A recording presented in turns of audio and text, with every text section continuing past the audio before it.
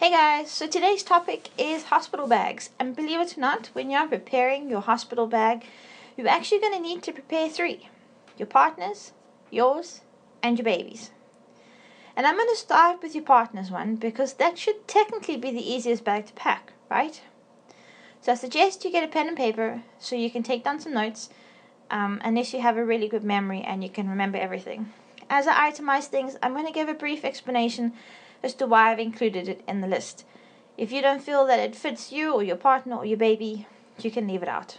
Okay? So starting with your partner's bag, you're going to need 8 items. The first item being a change of clothes. The reason why you're going to need a change of clothes is because your partner will be far more comfortable and feel far more refreshed after changing into a clean set of clothes. This is especially true if labor lasts for longer than a few hours or if he spent the night in the hospital with you. The second item is something to read. A book, a magazine, baby's material, a baby name book, anything that can keep him occupied or entertained, because labor can really take a long time, and you'll find that reading will help pass the time. Third item is toiletries. Toiletries are really important, again, especially if you've spent the night, because you'll find that brushing your teeth and freshening up will help you feel far more refreshed and ready for the big moment. The fourth item is money. This might sound like a little bit strange because a lot of people carry cards on them now, but having spare change is good for vending machines, it's good for the hospital delis or payphones, and you don't have to worry about trying to find an ATM to go and draw money, because you don't really want to miss a moment of labor. The fifth item is a watch. Try to have a watch that's got a second hand. This will help you keep track of your partner's contractions. Now, this is one of those items that can be omitted from the list because a lot of your newer facilities have machines or have people on standby that are constantly keeping track of the contractions. But there are some places that don't do that, so it already depends on where you're going. The sixth item is a phone. Keeping a phone on hand will enable you to make any essential calls or to keep the family updated on what's happening. Just don't forget to pack in the charger as well as a multi-plug. The seventh item is a pillow. Should the labor process go through the night, the nursing staff should bring in a cot bed or turn down a reclining chair for you. But using your own pillow will give you a lot more comfort, and it might make you less stressful for the event. The last item for your partner's bag is your laptop or a camera. So this will be especially true for me, for example, where I want to capture everything and the whole moment. So make sure that you have it with you so that you can upload photos or edit things. Some hospitals have Wi-Fi in their birthing units, so you can always make sure beforehand. Make sure that cameras are allowed as well, because some places don't, so you'd have to get permission. And again, don't forget the chargers and cables needed for both. The next thing you're going to be dealing with is the mum's bag, the one who is pregnant. And to all those mummies out there who are pregnant, congratulations, and I hope that your birthing process goes really well. And to the partners also, congratulations. Okay, so you're going to have quite a bit more in your bag, and again, I'm going to explain them and itemize them.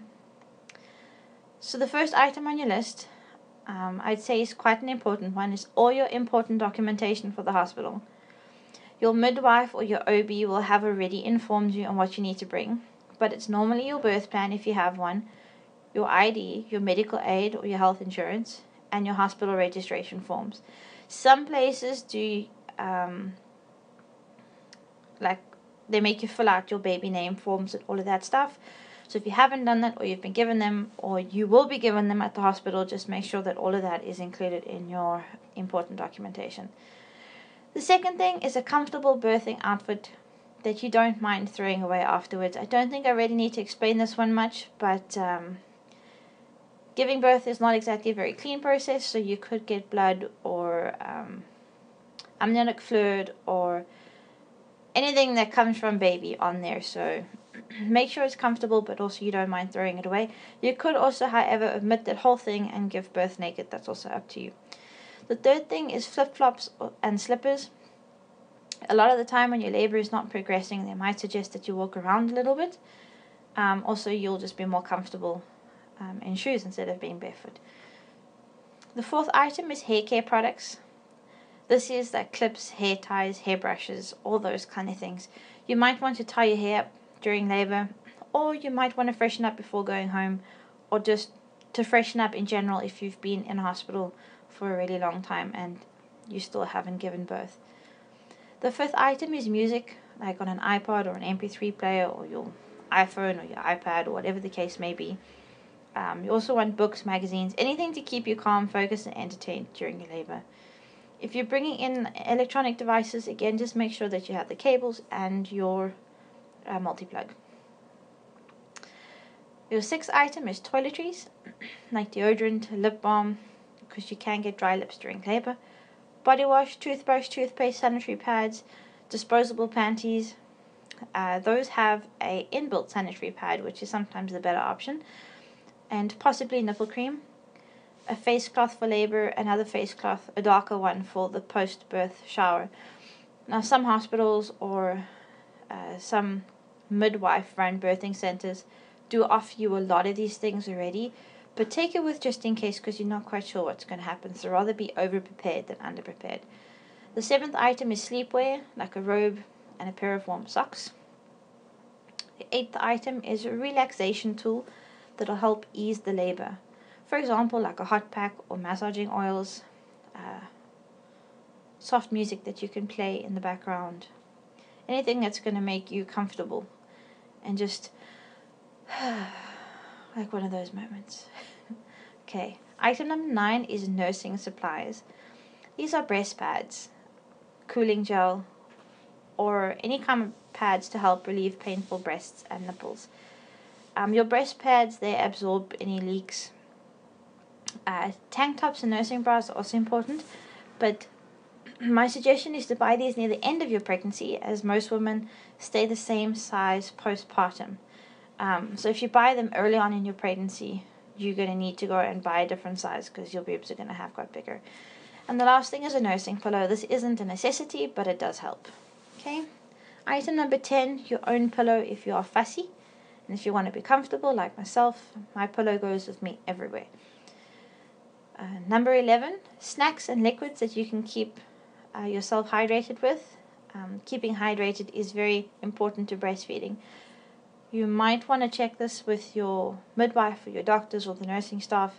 Unfortunately, some places don't allow you to eat or drink while giving birth, but some places do, so just double check. Item number 12 is a going home outfit that's soft, comfortable, and easy to put on. You don't want something that's going to constrict you or that's tight, especially as, labor can change so quickly and you can possibly have an emergency C-section. And you don't want to have to worry about pants or, anything that's going to rub against the stitches or anything down at the bottom. Item number 13 is a contact list. A list of people that you want to contact first when baby is born. This is also very important because you might not remember any of that and you want hubby to remember or your partner to remember. And it's just easier to give them a list and say, please phone all these people. Just make sure that list is not given in when you hand over your hospital documentation. Keep that in your bag just for your partner, or that can even go into your partner's bag. It's completely up to you. Number 14 is an extra towel that you don't mind tossing away, again for the same reasons as having like a birthing outfit which you can throw away. You're going to lose a lot of blood after labor, and you might just feel more comfortable tossing the towel. And the last one, a notebook to keep track of feeding times and other important information that you might be given that you also might forget. It's easier just to write down everything. And the last thing is baby's bag. Now in baby's bag you've got 23 items. Okay, so first is baby's first outfit, a nappy, a vest, a baby grow or a onesie, socks and mittens if desired, and a hat. 2, receiving blankets, preferably 3 of them. Third item is 40 newborn or size 2 nappies. Now you don't need to have all of them in your nappy bag. Have a few, because again the hospital should provide you with nappies. but make sure that you have 40 at home, prepared, ready, and waiting. Fourth item is a dark face cloth for baby's bum, some wet wipes, but wet wipes can also be harsh on the newborn skin, so this takes us to item number 5, which is cotton balls. You can use damp cotton balls or cotton wool to wipe the bum, but you can also use the cotton wool to wipe baby's eyes. Number 6 is bum barrier cream. Number 7 is nappy rash cream. Number 8 is infant colic drops.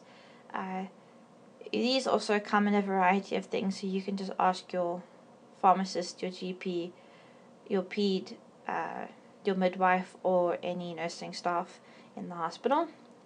Number 9 is rescue remedy for you and for baby. Anything can happen, and you might just need something to help you relax and to stop stressing about things. Number 10 is surgical spirits. This will be used for the umbilical cord. Again, the hospital might provide this. They might even apply it for you, but rather have on hand just in case, because you never know what happens. Number 11, non-fragrance lotion and baby soap. Number 12, a baby hairbrush. This can really help with cradle cap, so it's good just to have it in, because again, you don't know what happens. Number 13, 2 hats. 14, a very warm blanket. This is not necessarily one you're going to use in baby's cot or carry or anything. It's more for when you're with baby. Number 15, a warm jacket or top. Number 16, 2 or 3 hooded towels. Number 17, 5 body vests. The sleeve length depends really on the season. Number 18, 5 onesies or baby grows. Now I know I mentioned onesies in the beginning, but remember that was baby's first outfit. You must have extra onesies and baby grows. Number 19, 5 pairs of socks. Again, the thickness or the type of sock depends on the season. Number 20, 1 newborn bottle and a small tin of formula. Rather be prepared even if you're planning on breastfeeding, just in case. And if you're not comfortable with giving baby a bottle because you want to be breastfeeding, then ask the hospital to give you a kind of, it looks like a spoon or a little cup that you can feed, so you won't have any nipple confusion. Number 21, you must have 2 burp cloths. It doesn't have to be specific burp cloths. It can be cloth diapers, it can be like little hand towels, anything really to soak up any spit up or vomit. Number 22 is pacifiers. Some hospitals are really specific with the type of pacifier, but put what you like in the bag. If they really complain, then you can look for something else. And the last one is a baby book for his or her first foot or handprint. You would have already started to fill in things like his first scan, or when you first felt him kick, or whatever the case may be. So you can put stuff in